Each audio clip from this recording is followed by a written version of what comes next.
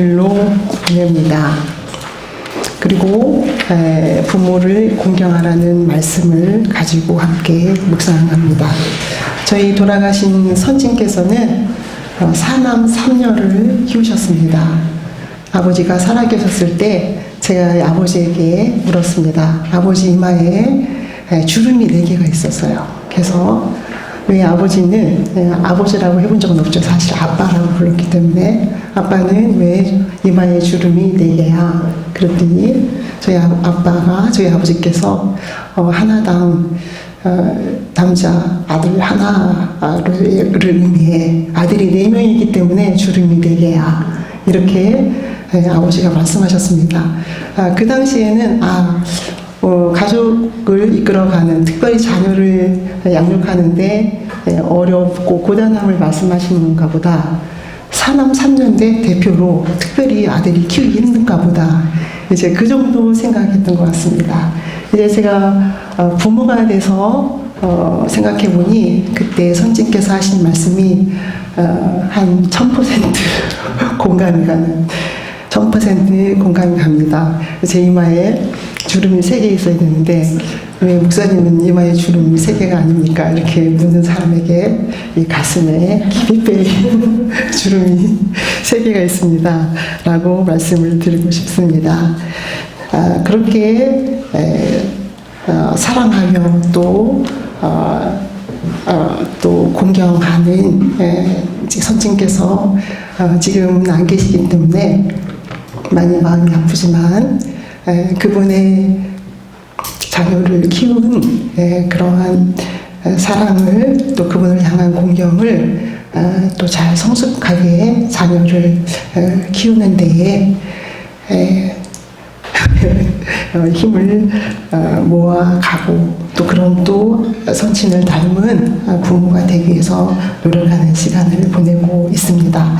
사랑하는 성도 여러분, 오늘 우리가 함께 읽은 말씀은 딱 한 절입니다. 출애굽기 20장 12절의 말씀은 내 부모를 공경하라 이렇게 되어 있습니다.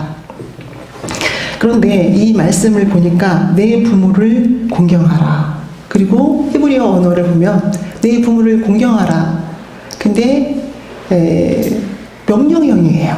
그리고 히브리어 언어를 보면 그 다음에 이렇게 이어집니다. 왜냐하면 내 부모를 공경하는데, 왜냐하면 네가 부모를 공경하면 네 생명이 길리라. 네가 장수할 것이다. 근데 그 다음에 어디서 장수하는가를 설명하고 있어요.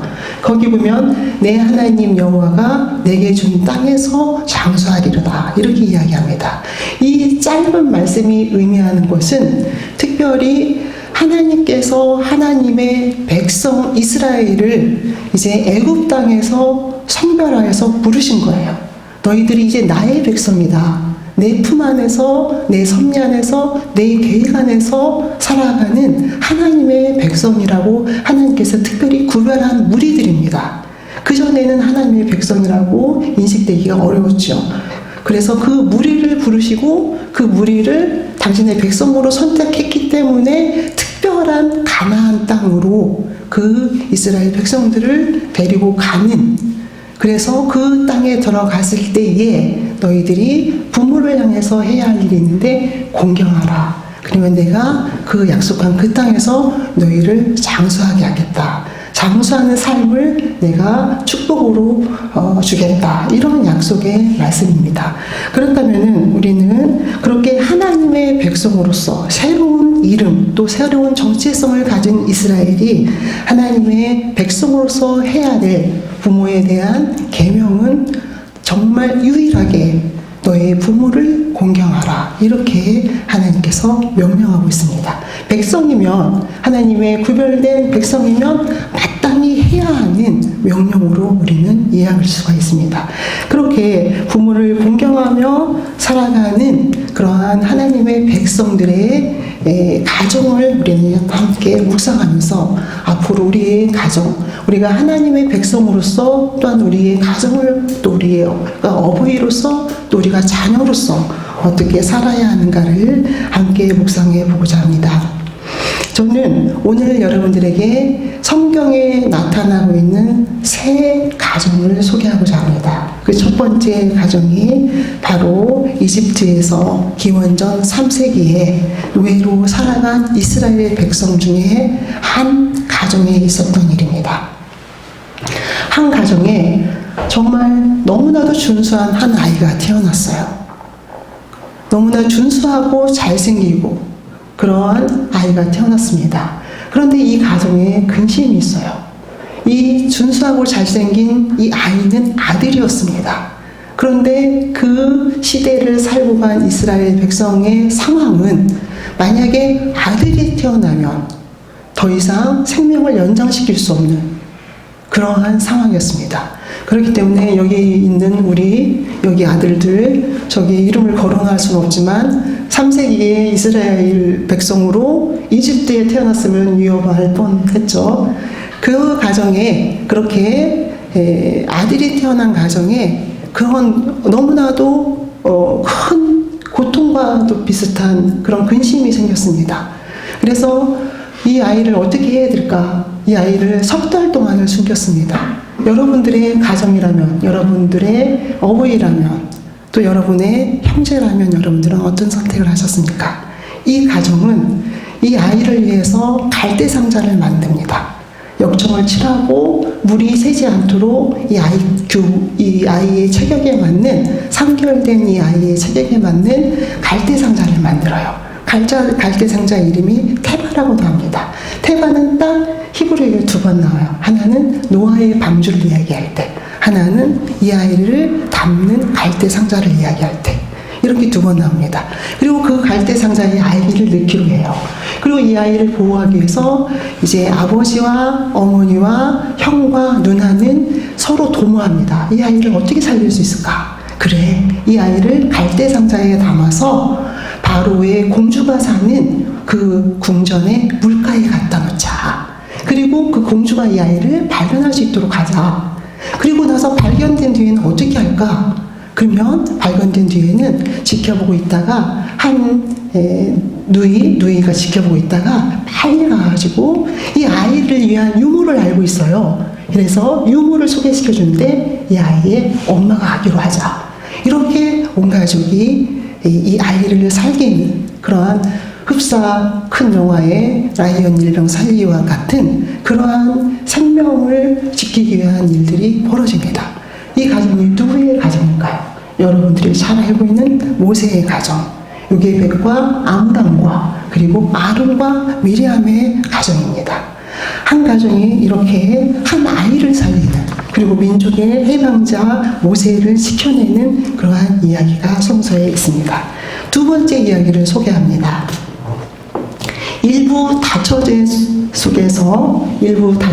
사회 속에서 살아가는 야곱의 가정을 소개합니다. 야곱은 두 아내가 있었어요. 두 아내가 중에 하나는 레아와 라헬이라는 두 아내가 있었습니다. 근데 레아보다 라헬을 더 사랑했어요. 근데 어찌된 일인지 라헬은 아이 가는 일을 굉장히 힘들게 했습니다.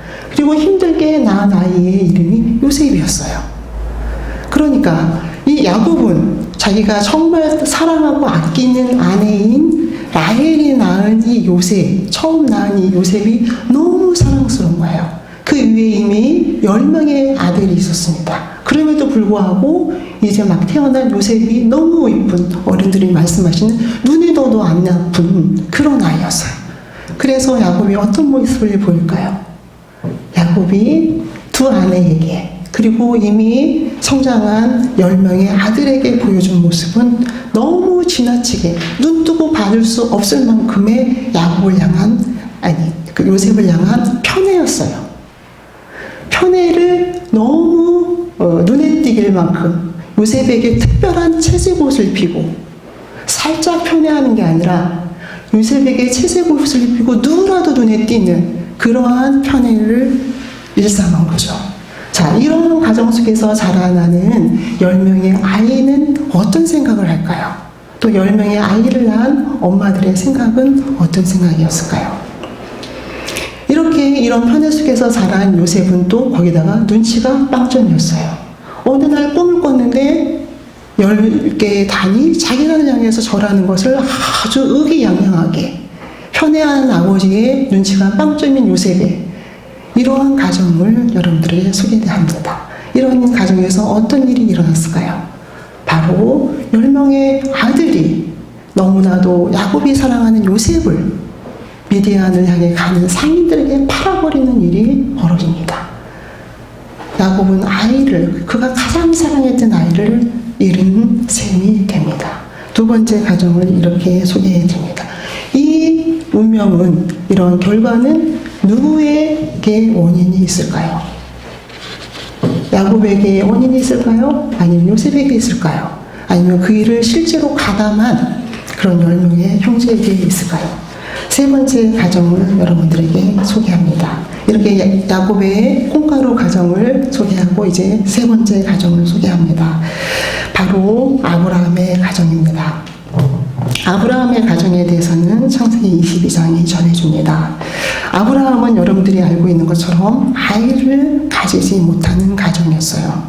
그런데 아브라함이 100세 때, 그리고 그의 아내 사라가 90세 때 아이를 낳게 됩니다. 그런데 아브라함이 그렇게 100세에 얻은 아들, 그 아들이 얼마나 진짜 아까 요셉보다 더 소중한 그런 아들이었을까요? 물론 그 이전에 이스마엘이라는 아들이 있었지만 너무나도 소중한 아들은 아들이었습니다. 그런데 그런 아브라함에게 하나님이 찾아옵니다. 그리고 이야기합니다. 내 아들, 내 사랑하는 독자 이삭을 데리고 모리아 땅으로 가서 내가 내게 일러준 한 산에서 거기서 그를 번제로 드리라. 이렇게 아브라함에게 하나님이 이야기합니다. 하나님의 요청이 있는 바로 그 다음 날인지 아니면 며칠이 흘렀는지 우리는 알 수가 없지만 아브라함은 아침 일찍 일어나서 이삭을 데리고 또 두 종을 데리고 하나님의 명령에 순종하면서 모리아 산을 향해서 갑니다. 그리고 3일쯤 길을 걸었을 때에 그때 이제 종들에게는 머물러 있으라고 이야기를 하고 이삭만 데리고 산을 향하여 올라갑니다. 물론 이 이야기는 해피엔딩으로 끝납니다. 내용에 보면 아브라함이 눈을 들어서 살펴보니 이미 번제물을 드릴 수양이 준비되어 있는 그렇게 해피엔딩으로 끝납니다.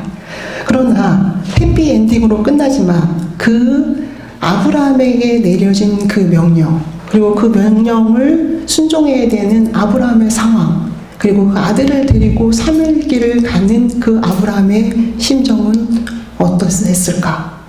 정말 고통의 지층이 있다면 가장 깊은 고통을 경험하는 아브라함이었을 거라는 것을 우리는 상상도 남습니다. 저는 이 부분을 학교에서 난제 연구 부분에서도 가르친 적이 있습니다. 어떻게 해결할 수 없는, 어떻게 설명될 수 없는 부분으로 생각하기 때문에 난제 연구, 어려운 부분을 연구하는 그런 과목에서 다른 부분이기도 합니다. 물론 신학적인 얘기를 할 수 있겠지만 제가 말씀드리고 싶은 것은 그런 다양한 신학자들의 견해를 얘기하고 싶은 것이 아니라 저는 아브라함의 마음이 어땠을까? 아브라함은 자기의 목숨을 유구하는 것보다 아들의 목숨을 가지고 결정하고 하나님 앞에 보여드려야 되는 그런 상황, 차라리 내 목숨을 하나님 앞에 드리는 것이 더 쉬울 텐데 이러한 고민과 갈등과 고통을 경험하는 그러한 시간이었을 것입니다. 많은 사람은 어떤 의미에서 어떻게 아버지가 아들을 제물로 드릴 수 있단 말인가 라는 의구심을 갖고 또 이러한 신앙이 무슨 신앙이란 말인가 라는 그러한 어떤 질타를 할 수도 있을 것입니다.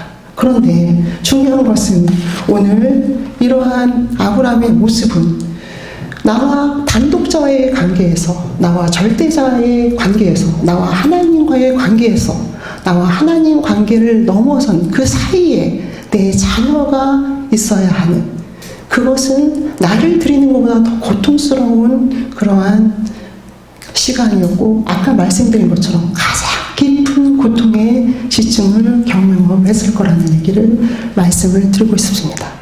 사랑하는 성도 여러분, 여러분들에게 새 가정을 소개해 드렸습니다. 여러분들의 가정은 어디에 속합니까? 여러분의 부모는 또 어디에 속합니까? 또 여러분들은 자녀로서 어디에 속합니까? 또 어떤 가정에 속하고 싶습니까? 말씀드린 것처럼 어버이는 때로는 용감하고 또 지혜롭고 자녀를 위해서 목숨까지 아끼지 않는 그런 부모이기도 합니다. 말씀드린 것처럼 아므람과 또 요게벳과 또 미리암과 아론의 가정은 그 모세를 살리기 위해서 자신들의 목숨까지도 아끼지 않고 모세를 지키는 그런 아름다운 용감하고 지혜로운 가정이 있기도 하고 용감하고 지혜로운 부모가 있기도 합니다. 그러나 어버이는 때로는 편애를 일삼는, 그래서 그 어버이의 편애로 인해서 자녀의 운명이 고난의 현장으로 내몰릴 수밖에 없는 그런 어버이도 있고, 또 그런 어버이의 시간들도 있다는 것을 오늘 성서는 이야기합니다. 또 중요한 것은 단독자 앞에, 절대자 앞에 자녀 문제로 무릎 꿇는 일, 자녀가 내가 하나님과의 신앙 속에서 자녀가 연관되는데 그 자녀를 위해서 내가 할 수 있는 것은 고독한 시간을, 고통의 시간을 보내는 것을 하나님에게 보여줄 수밖에 없는 그러한 너무나도 아무것도 할 수 없는 자신을 발견하는 그런 고독한 시간을 보내는 어버이도 있습니다. 사랑하는 성도 여러분,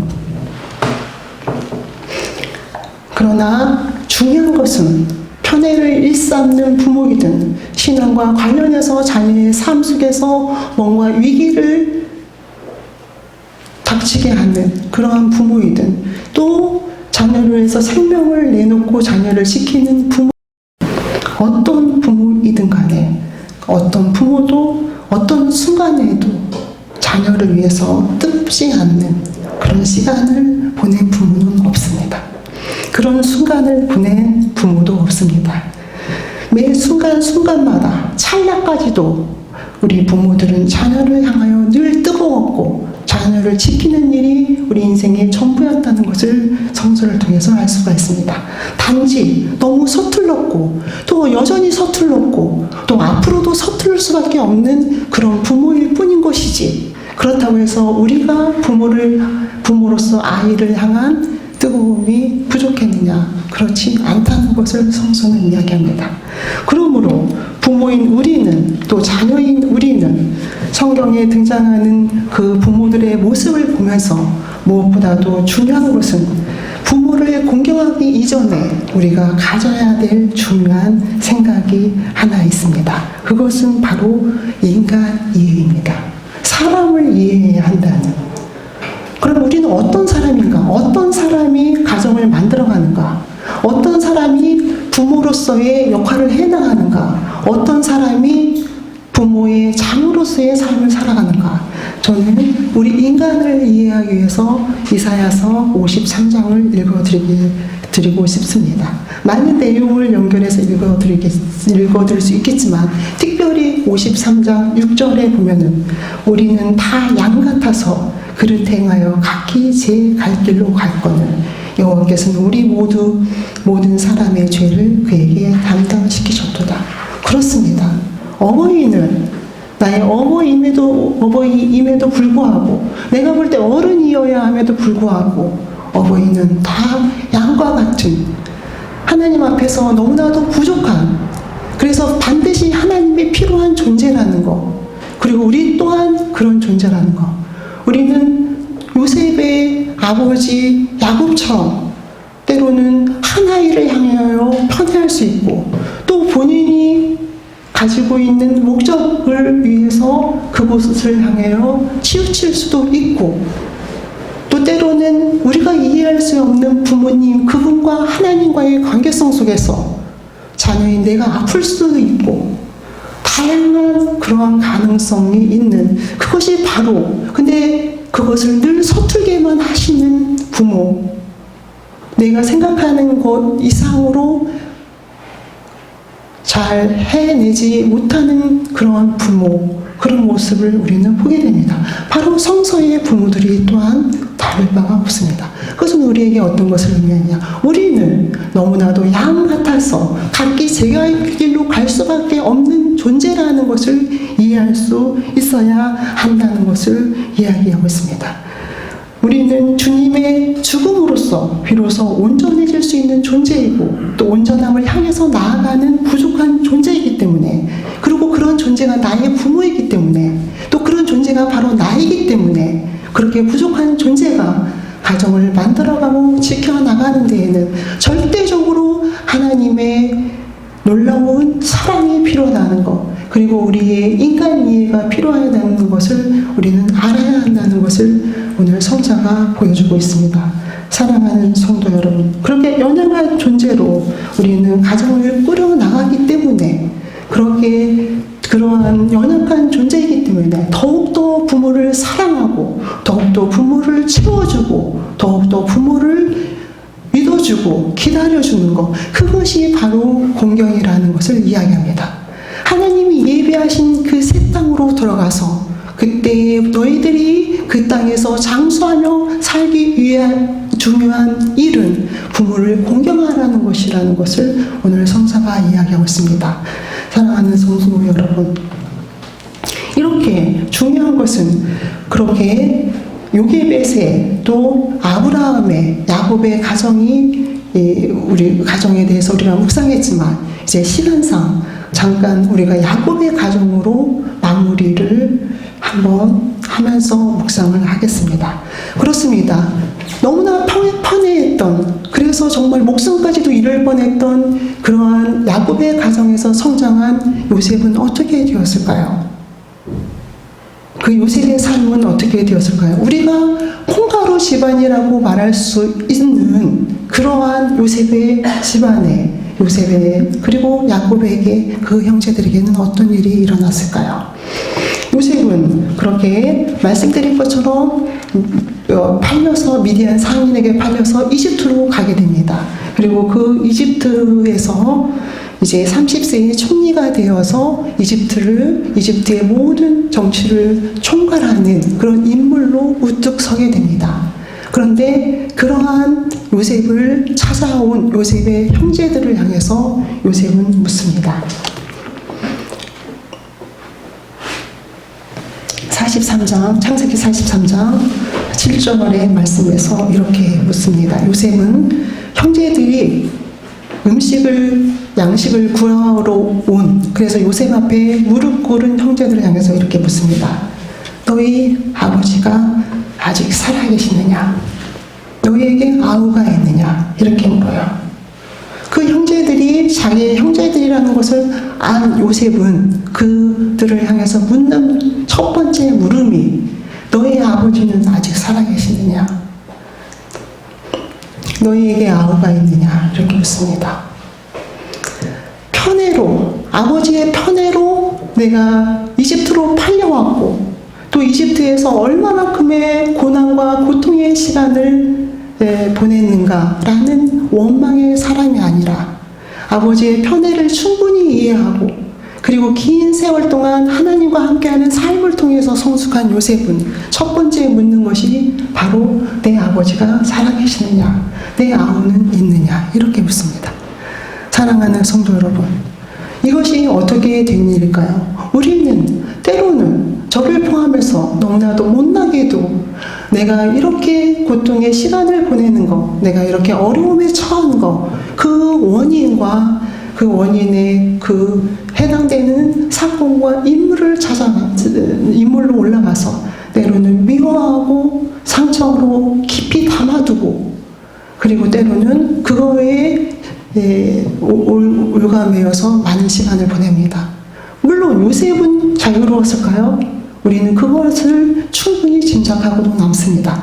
그럼에도 불구하고 우리가 마땅히 해야 할 일은 우리는 다 양 같아서 각기 제갈 길로 갈 수밖에 없는 존재라는 그 존재라는 것을 이해하고 우리가 하나님의 놀라운 사랑에서 사랑으로 인하여 용서받는 것처럼 나 또한 그 사랑을 닮아 내 아버지 편애를 일삼아서 내가 이집트로 팔려갈 수밖에 없는 그런 고단한 시간을 보낼 수밖에 없었던 그 아버지를 품고 용납하고 용서하고 그런 인생을 살 수밖에 없었던 내 자신을 용서하고 용납하고 그게 긍휼히 여기시며 박수하는 하나님의 놀라운 축복을 바라보며 삶을 새롭게 살아가야 된다는 것을 오늘 성서는 이야기하고 있습니다. 사랑하는 성도 여러분, 우리는 아름다운 우리의 가정 속에서 가정의 부모를, 형제를 사랑하고 섬기는 데 있어서 그 사람의 하는 행동의 대가에 따라서 우리의 마음을 결정합니다. 그것은 결코 하나님을 아는 사람의 결정이 아니라는 것을 오늘 성서는 이야기합니다. 우리의 인격과 그 사람이 어떤 행동과 어떤 말과 어떤 결정을 내리든지 간에 중요한 것은 우리의 인격과 우리 안에 있는 신앙으로 결정해야 되는 우리 안에 말씀하시는 간곡히 말씀하시는 하나님의 뜻에 따라 결정해야 된다는 것을 오늘 요셉의 삶이 이야기하고 있습니다. 사랑하는 성도 여러분, 여러분들의 가정은 그리고 여러분들의 가정에서의 삶은 그리고 여러분들의 앞으로의 삶은 요셉과 같이 하나님으로 인하여서 결정하고 그분의 뜻에 따라서 살아가고 어떠한 상황 속에서도 그렇게 하나님과 함께 만들어가는 그런 삶을 살아가시는 그래서 부모를 공경하는 가정을 지켜나가는 그러한 여러분들이 되시기를 축원합니다. 기도하시겠습니다.